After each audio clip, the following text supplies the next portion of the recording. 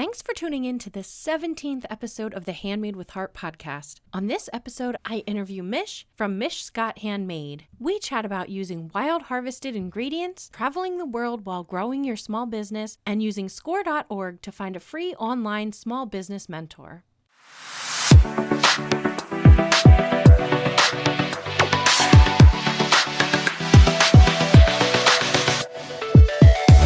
Hello, everyone. Welcome to the Handmade with Heart podcast. I'm your host, Dana, and I own the small business ScrappyStitch. Have you ever wanted to know more about some of your favorite small businesses? Follow along as I interview other creative small business owners. We'll talk about getting started, what an average day for a creator is like, tips and tricks, and of course, everything is handmade with heart. Hi, Miche. Welcome to the podcast. Hi, how are you? I'm good. Why don't you go ahead and introduce yourself and tell us how you got started? Hi, everyone. My name is Miche, and I am the soap artisan for Miche Scott Handmade. I started making soap since 2013, and I was living in Dubai then, and I went to this artisan pop-up shop because they don't do like artisan market and stuff. They do pop-up shop in a district or like a bar and stuff like that. So I went there and I couldn't believe that soap can actually look like this, like handmade. And I was like, what? You can make your own soap? No way. And I was so fascinated with it. And first it was just like the scent, the different scents, and how it feels so much different compared to like commercial soap. I was addicted to it. I was like, I'm never gonna go back. I want this in my life, kind of thing. So I asked the lady who was selling the soap, I asked her, like, do you teach how to make soap? Because I was really like ready to invest. Like, how do I make my own soap?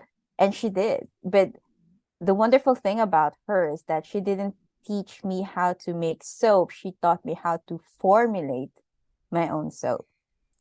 So the first thing that she did was give me a book that I have to read because I need to understand like the safety and what are the properties of soaps and oils that you use in soap and resources and stuff like that. So that was a really, really good introduction for me in handmade soap. And then I used to import essential oils, fragrance oils in the US while I was living in Dubai, and the freight is just double of the cost. At one time, I think I have like 500 soaps in my studio.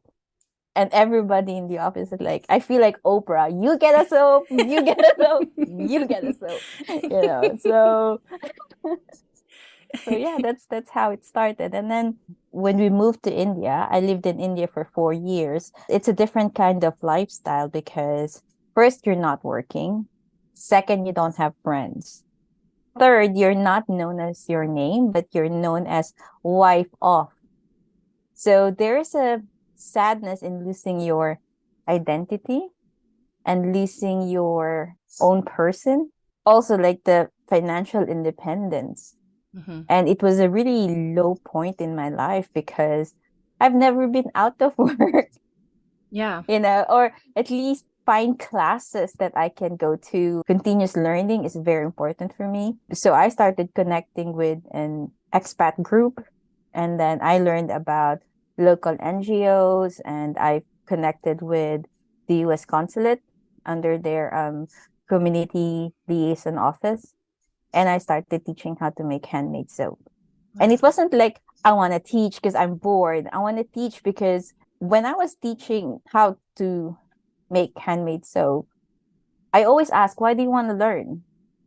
And the difference is I want to learn because I want to help my family because I want to turn this into a business. And that's a big difference in just like, I want to learn because it's so nice. And there's nothing wrong between, why you want to learn. It's just, it feels good to be a medium in someone's empowerment. Because one of the things that we were teaching handmade soap was in red light district. So there were kids, teenagers. They were how do I say this? They were living in a brothel. Mm. And they can't go to school because they're cast out. They can't work because they're cast out. just the idea that with no fault of their own, that they're cast out. How do you live your life in a way that you changes is so difficult? So I started to teach handmade soap, and I started to teach like, okay, this is how we're gonna do it. Let's source out what's the best and cheapest way to make soap so you can do it on your own, and you don't have to import fragrance oil, essential oils, or the carrier oils. So coconut oil is cheap, vegetable oil is cheap, ghee is cheap, sandalwood is cheap, which is great, you know. So we started doing that in India, and that's where I learned how to connect with people. I guess it's kind of selfish, you know, because when you teach, you feel like you're giving something. But what I realized is that when you teach, you're really learning. You're learning human connection, you're learning why people do certain things, and you're learning how privileged you are and how your problems, not to devalue their weight, but also to realize that things can get worse. like, Yeah. like the idea is like, oh, I don't have coffee. And then you can say like, things can get worse. You can like not afford to have coffee, Hmm. you know, things like that. So yeah, that's, oh, and then after India, we lived in Malaysia for a year. I then connected with the American Association of Malaysia, and I was teaching how to make handmade soap again to refugees. And now one of the lady that I taught how to make handmade soap, she's supplying to like boutique hotels. Oh, wow. That's amazing. My only condition to teach handmade soap is not credit me, because I feel like that effort is for someone's effort.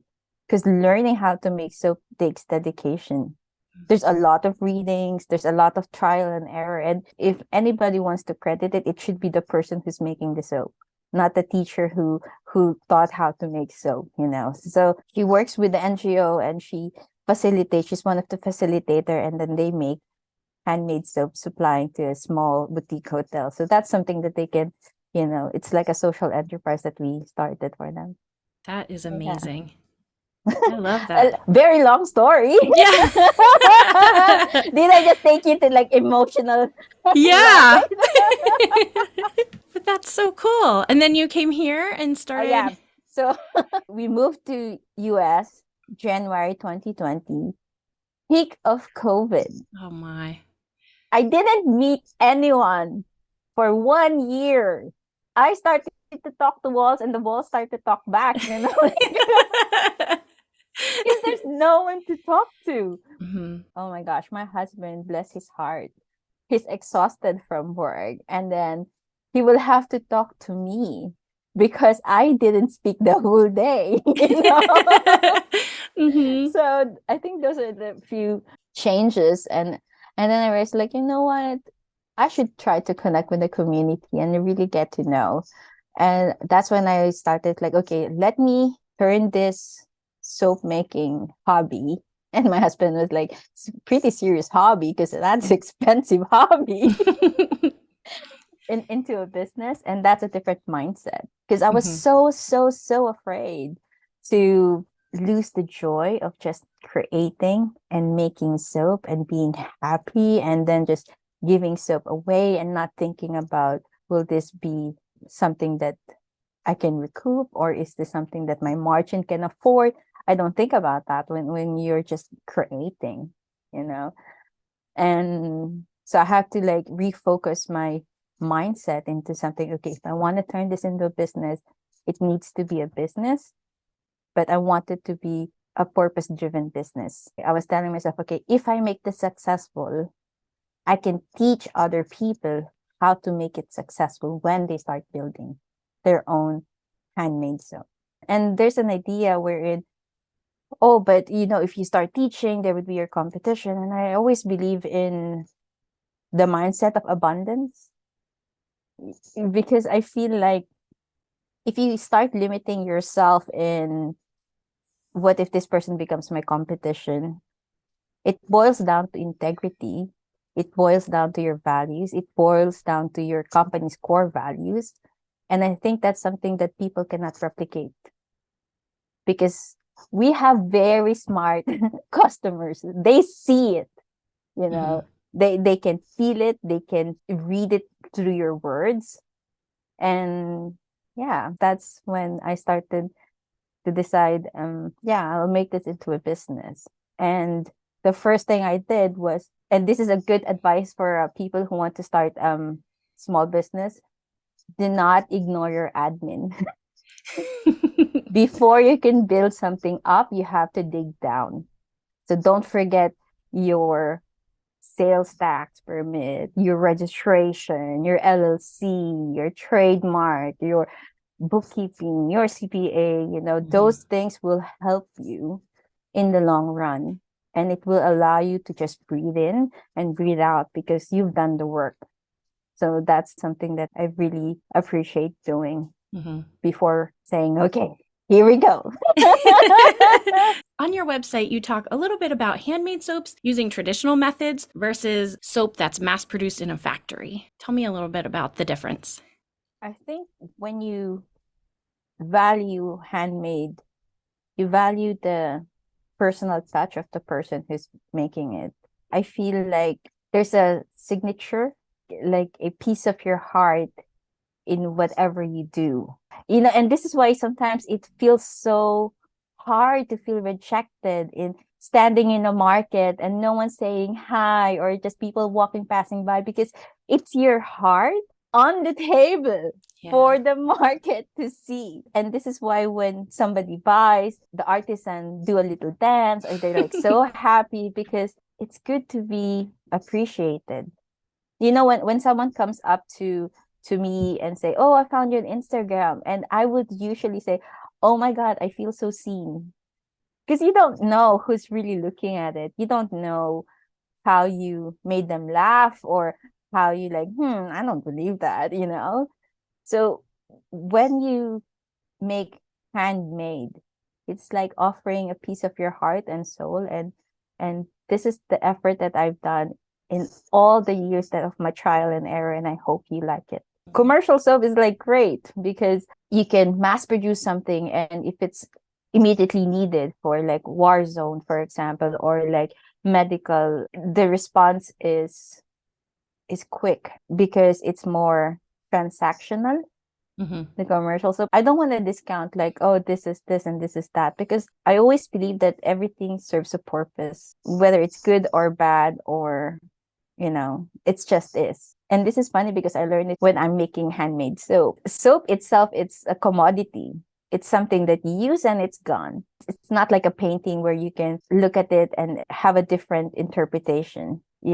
Soap is something that you use because its main purpose is to clean. But it also teaches you patience. It also teaches you creativity. It also teaches you discipline, creating a routine, respecting the resources that you use, the ingredients, the people who harvest those ingredients, the producers, the makers.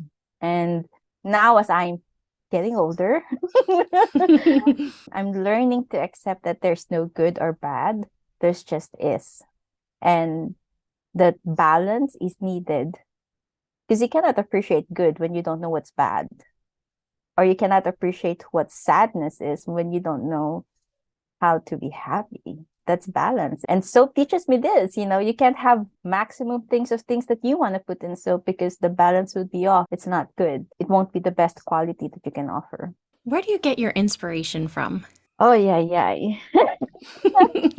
Funny enough, it just comes up.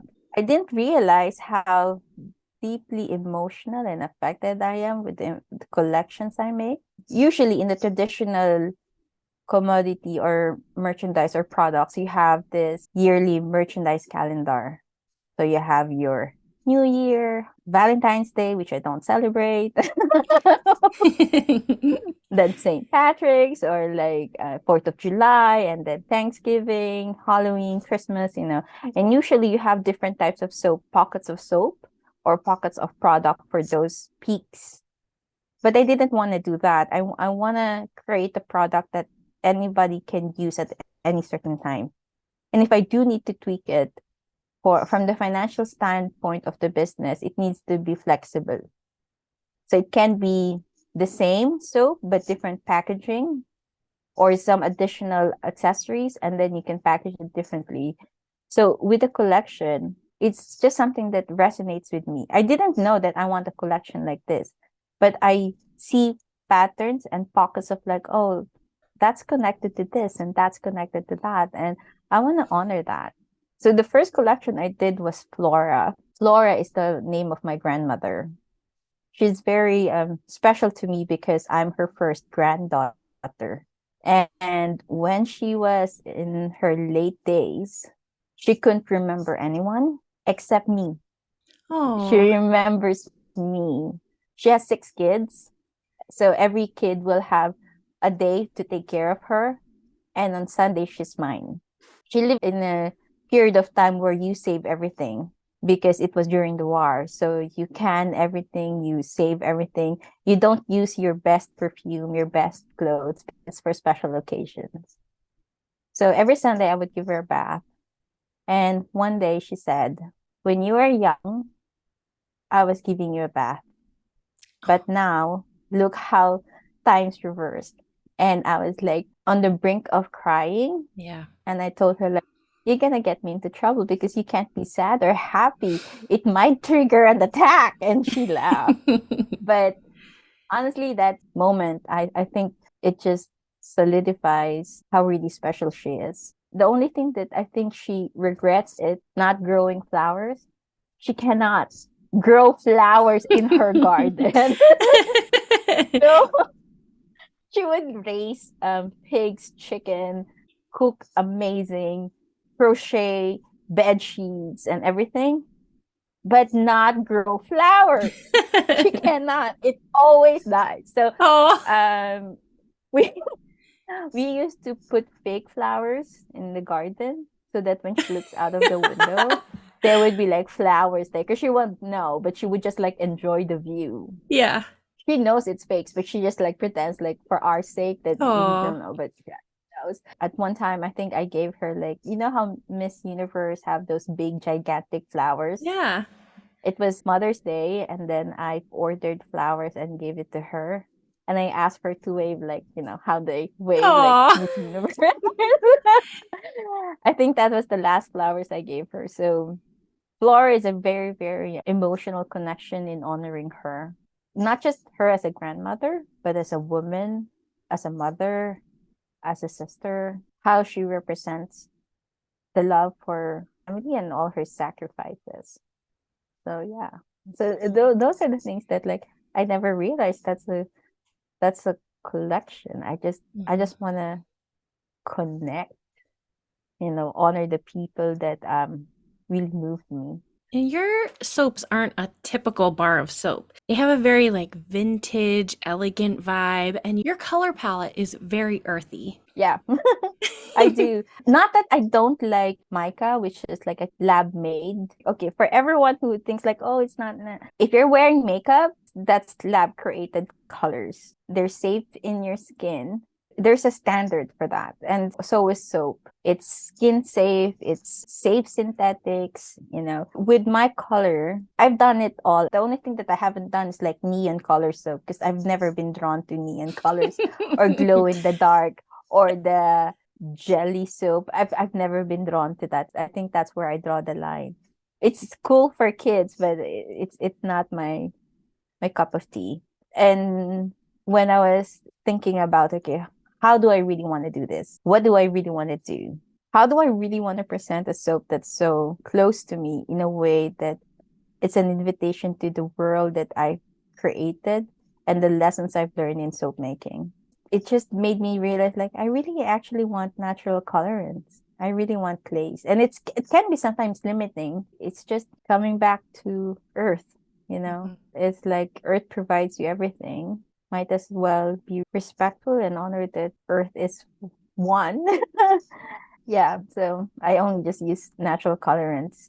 Not that I don't want to use mica. I'm happy to use that if somebody says, I really want like a periwinkle color. I'll do it for that person because Mhm. that's person's preference or that brand's preference. So, but for me, I just want to minimize the list of like ingredients that I use and and the colors that I use. And what I found out, especially during my last travel, that they don't have all this long list of ingredients to make a really quality soap. They just have few ingredients that they really believed in, and they incorporate that. And your packaging is absolutely amazing. Did you design that yourself? Thanks to Canva. Thanks to That is a Canva. great No, tool, Canva. I know. Yeah, I know. But fun fact, I am actually working with an artisan who will be redesigning my packaging.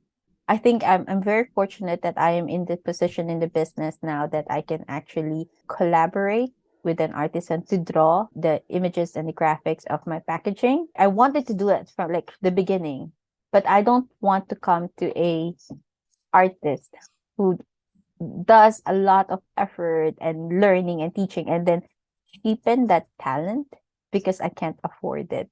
So I want to be respectful of like, you know, of that talent of that artist so that when I go and ask them, I want them to like, you know, feel free to design whatever you want because I trust your talent. These are just like the things that I like to have, and you know, it's more of collaboration. It's like I want this and that and na.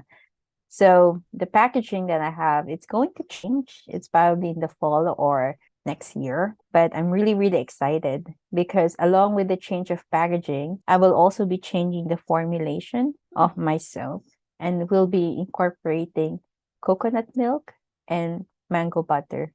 Two things that are found in my country, which is the Philippines. It's abundantly found. So I thought like, why not honor the ingredients that's abundantly found in my country? That's so cool. Do you do a lot of custom orders? I do, but I'm quite picky about it. Picky in a way because my handmade soap is a full on business. Usually by November, I ran out of soap, and that's poor planning on my side.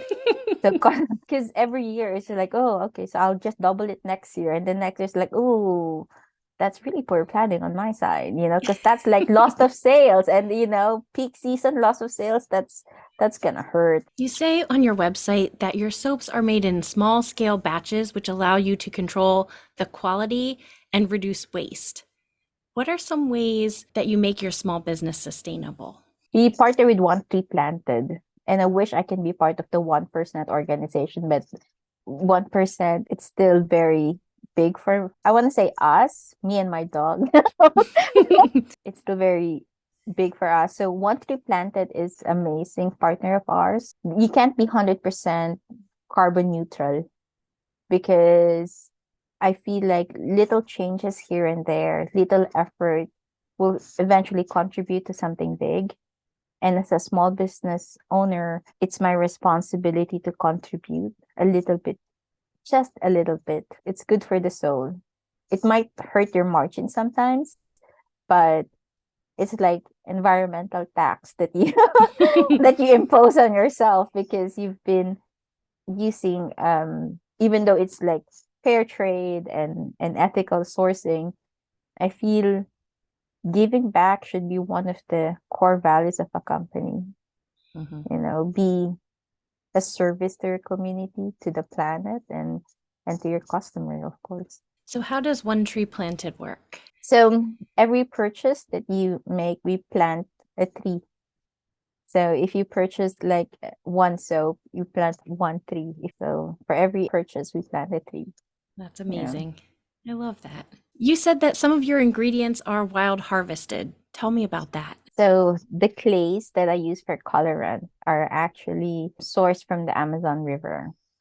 There is this lady based in Florida, and if anybody wants, like, who is this person that you source your clays from, just message me, send me a DM on Instagram. I'll gladly share with you who is this person. She works with the Amazonian tribe. So the Amazonian tribe that she works with, she's Brazilian, but she's based in Florida, and she goes like I think once every quarter to Brazil and she sourced those material with indigenous people and Amazonian tribe. That's how they do social enterprise. And the colors are usually not the same batch because it's not manufactured. They don't have organic certification because their methods are very traditional. And organic certification requires a lot of money every step of the way, but you can't come to a tribe who's been doing this for generations after generations and tell them this is how you should do it so that we can get certified. I Yeah. feel it's disrespectful, although they do have quality control. They do practice organic agriculture, but they're just not certified. So when I say wild harvested, they're not grown in a way that organic processes are met. We respect how they harvest it, the way that generations after generations do it. So That yeah. is amazing. I love Yeah. that. You made a post on Instagram about how beagles are commonly used in animal testing. Was that your beagle in the picture? Do you have a Yes. beagle? My in-laws have beagles and they are so sweet. And that's one of the reasons why they use them in animal testing is because they are so sweet. Yes, they're very docile. And I didn't know about this until I read about the Beagle Project. Yes. So I was made aware of this, and it's usually the cosmetics industry who uses beagles as a lab testing in animals. And I look at my fat entitled dog and I think about how he would have been one of those dogs. And I told myself, like, I cannot. I always say, my dog is the love of my life. My husband would say, yeah, he is. I started looking into animal testing a while ago because I wanted to make sure all the products I use, like cosmetics, are certified cruelty free. And I was just absolutely shocked what they put these animals through. You can find videos online, they're horrible. So it's really important to read the labels of everything that you buy. I think that awareness that animal cruelty has a special place in hell, Yeah. So. Now, you recently took a trip abroad to a soap museum. I want to hear all about it. Oh my gosh, I think I made a video of that, like a kid dancing within the line.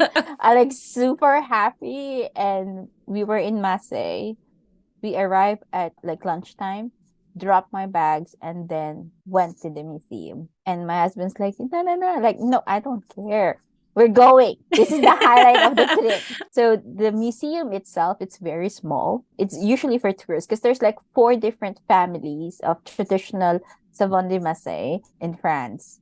We only had the time to go to this one store, and they just teach us, like how it was, but going to the factory, speaking to the 4 people in the factory who's been in their family for generations. Bless his heart, he's trying to explain it to me as much as he can in English because he doesn't speak English well, but he's trying so much because he knows that people who go to the factory have like gazillion questions. Like, how do you do this? Where do you do that? No, no, no, no, no. So their process is very, very different. It's very traditional, and they use like the old machines that they've been using for generations. And their olive oil is not the same olive oil that you see. So our olive oil is more like yellow, Mhm. right? And it's darker, or you can have like extra virgin olive oil. Their olive oil is dark, almost looks like a tar, and the Wow. smell is nutty. So when you make your soap, 72% is olive oil that is that color. If you look at their soap, they don't use colorants. That's the natural color of the olive oil. Wow.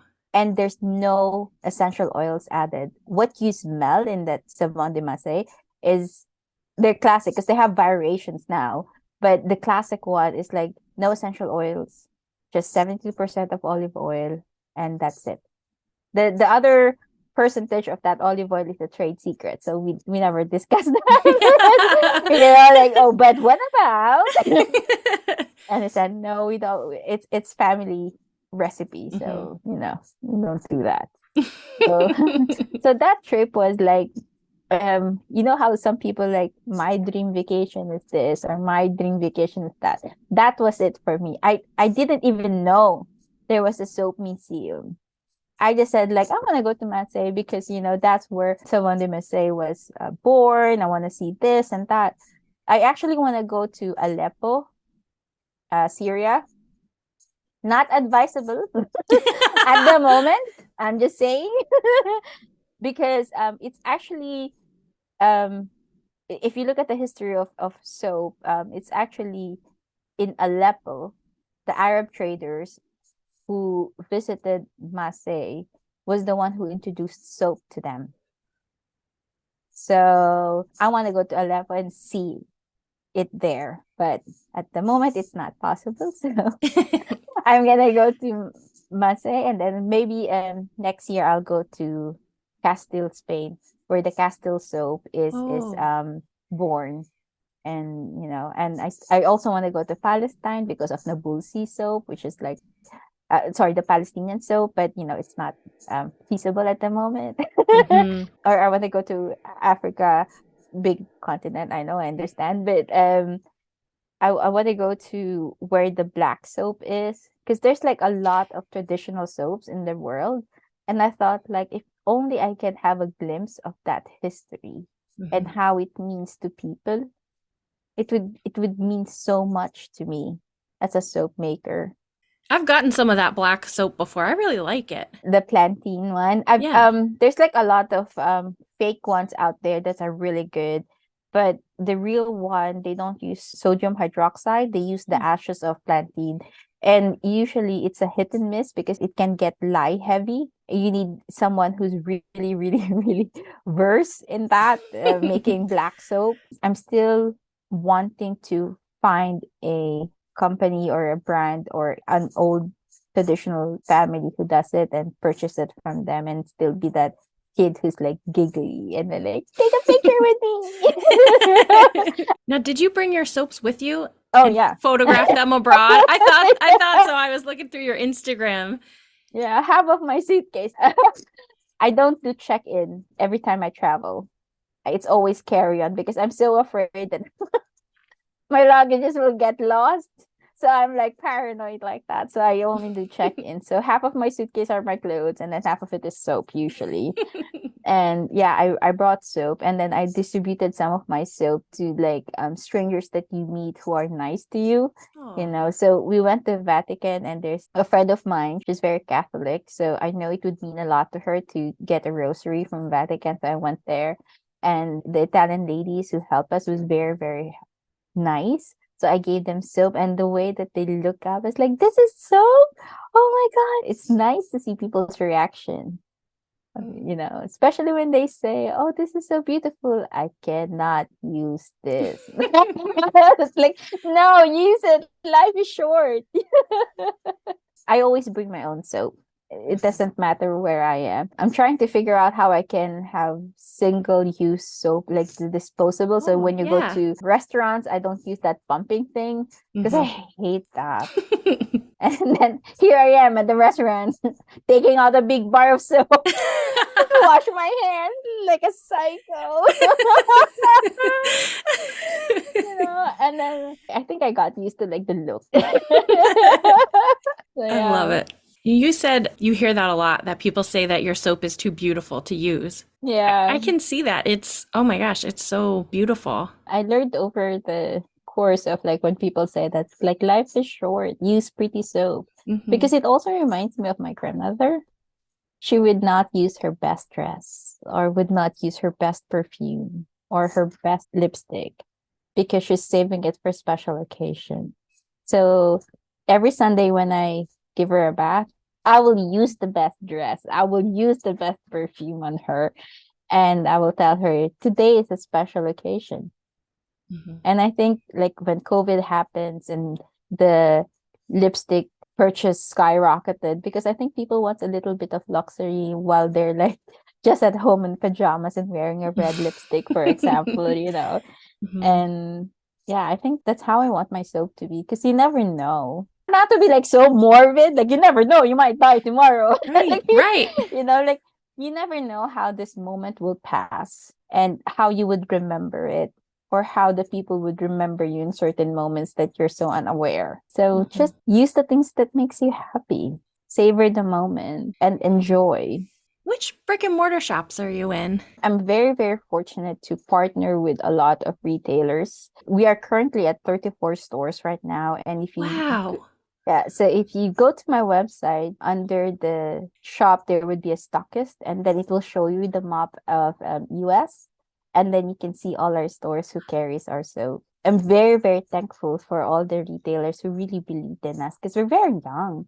We're, Hmm. we're not even 5 years. And just the amount of trust and encouragement and orders that I received, I'm very, very thankful. You know, that happy dance. Yeah, um Very, very thankful for the customers and the retail partners. Yeah. very cool. Do you still do makers markets too? Oh yeah, I do. Yeah. I do. I love going to Clover Market, Crafton Mercantile, Chestnut Hill. Market is quite tricky for me because as an introvert, I feel I feel like talking to people can be scary, but you also put yourself out there. Hmm. And I haven't gone across someone who's rude. You know, I've come across with a lot of amazing people who just supports, and even if they don't buy, they just say hi, or like, oh, I really like this. It means a lot. Yeah. It really does. You know, like it's a challenge for me because I don't know how to talk to people. I really don't. I check Google what to say in the market.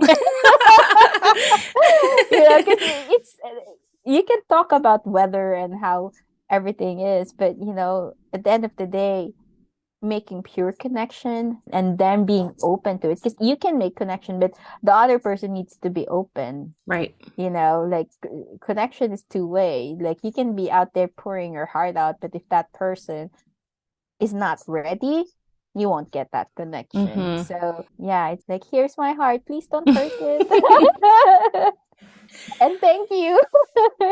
I've Yeah. definitely had that before where, you want to greet people when they walk into your booth and Mm-hmm. stuff, but then some people just don't want to talk, and if you start trying to Yeah. talk to them, they'll turn around and leave, they won't look at your Yes. stuff anymore. I'm like, no, come back. I'm sorry.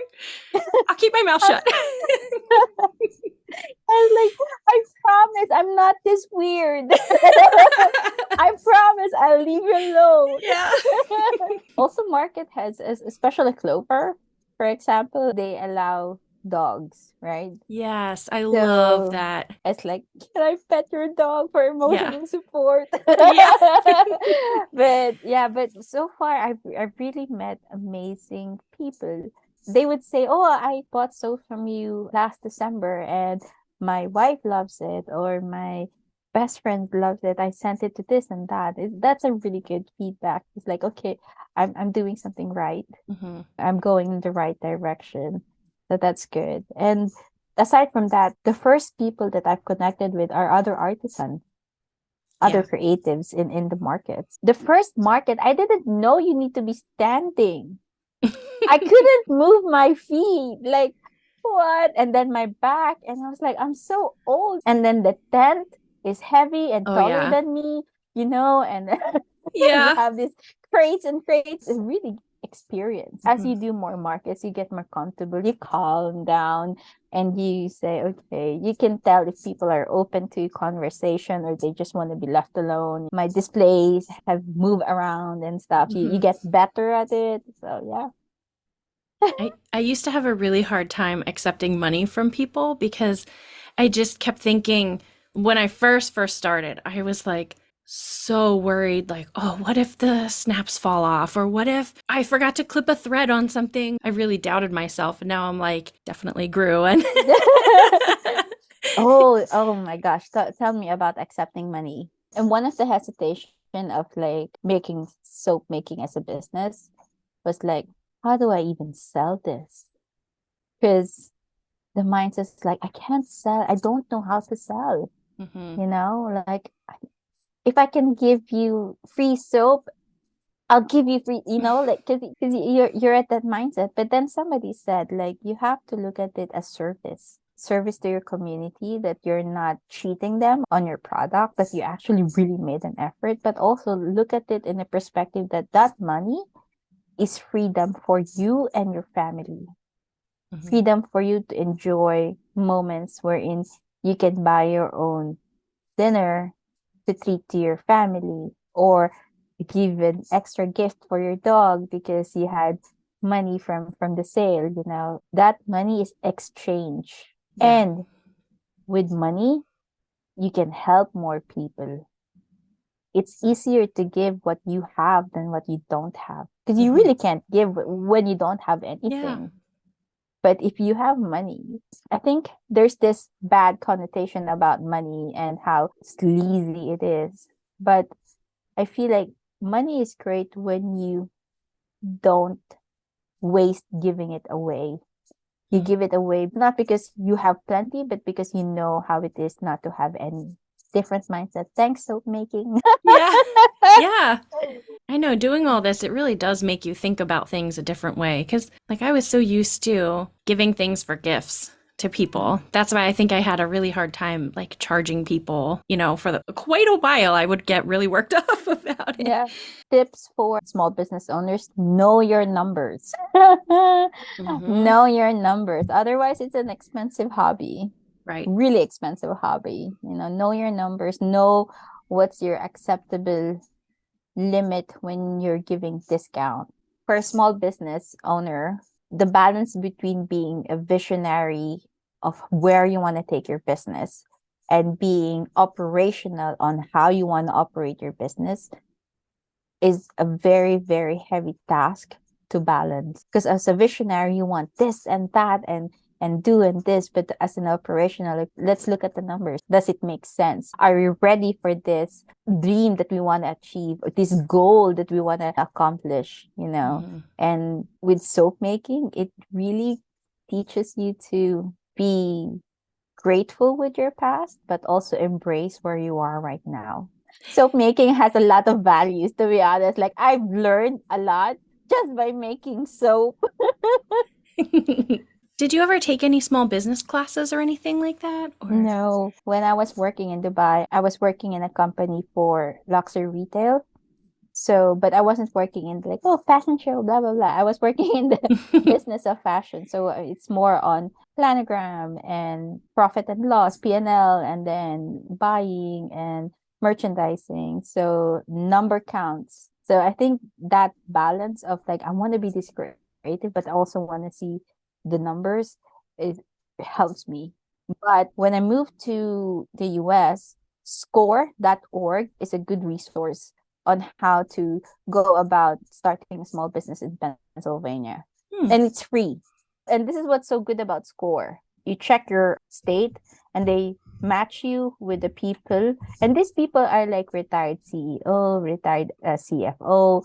They have business before. They don't take anything from you. wow. They don't even allow you to send them gifts, because as a mentor, you are bound to a code of ethics, so they can't do that. Wow. Yeah, you're not allowed. I asked a million times to a few of my mentors, it's like, can I send you something, because this is really helpful? It's like, no, thank you very much, I appreciate it, but we can't accept anything. And they give you a book about taxes. They give you like, where do you file it, what's the website, what do you need when you go this, like, it's a handbook and it's free. And I'm thinking, like, why is nobody using this? Yeah. I never even You heard of know, that. That's amazing. I'm going to look into that. score.org. I'm going to Yeah. look into And that. you can schedule like a conversation an hour. And if you feel like this mentor is not your cup of tea, then you can change. And you don't even have to say, I like this person. You can just disappear, and then, and they're used to that. Like, okay, it didn't work, you change. Hmm. Yeah, until such time that you find someone that you like talking to and you can bounce ideas, and then you can have regular sessions that you just, because you booked it. They don't. Yeah. Yeah. You book it. They always say, as a sign of respect, please, if you're not gonna make it, send a message at least, because it's like a Yeah. Zoom call or whatnot. So Right. yeah. Right. That's really cool. That's a great Yeah. resource. And it's free. Hmm. Also, USPS, you can have your own account manager and it's for free. So as a small business owner, you can actually have your own commercial rates Oh. even if you're like one person. Mm-hmm. So you sign up USPS, and then they will assign somebody to connect with you about small business, and they will tell you how to get commercial rates Wow. as opposed to retail rates. So if you're paying like $19, you're for like a, I don't know, like a large flat rate box is like $18, $19, if I'm not mistaken, or like is it medium, you're going to pay only like 14, you know. That's great. So that's a good resource too. Especially because I've seen a lot of people, you can print your labels and you Mm-hmm. can ask USPS to deliver boxes to you. So you have like, instead of going to the post office and then like, I need this box, you can just go online. It's free. They deliver it to your house and you have your boxes. So Wow. thanks. Like for me, when I signed up with USPS, they gave me a third party, which is Shippo. Usually Mm-hmm. when you sign up with Shippo, you get membership. But because I signed up through USPS, they don't charge me any membership fee. And I get commercial rates. And Shippo, for example, tells you what's the best and cheapest way to ship this. So it can be like, oh, you can ship via DHL, FedEx, UPS, or USPS. And it gives you the rates. So you can choose which one. If you don't want to sign up for that, there's Pirate Ship. Do you know That's what I Pirate Ship? use. Mm-hmm. Yeah. So it's like Pirate Ship, but only Shippo is I find it better Mm. in terms of rates. Well, we are getting close to the end of the episode, and that means it's random fact time. Do you have your random fact for me? Yeah. The most expensive handmade soap costs $2,800, and it's made out of 17 grams of 24 karat gold and 3 grams of diamond powder. And you can buy this in Dubai, UAE. It's made from exotic honey and expensive oils. And yeah. Wow. I know. Well, funny enough, the manufacturer who did this, is they said this is not the first time that we made soap like this. Back in 2013, we actually made this soap to be presented to the Qatar's first lady. Yeah. Wow. That's a little out of my budget. I would say that soap is like, don't use that soap. Yeah. Frame it, and then you never know, the value might increase. Yeah. It's going to be like vintage, most expensive soap in the world. Well, thank you so much for coming on the podcast today. I really enjoyed talking to you. Thank you so much. I really, really appreciate this opportunity to talk to you and talk to your listeners. And hopefully they say hi. I don't bite.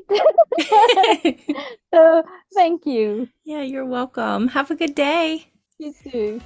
Bye, everyone. Paalam. Bye. Thank you for listening to this episode of the Handmade with Heart podcast. Don't forget to follow Miche at Miche Scott Handmade, and you can find me at ScrappyStitch and the Handmade with Heart podcast.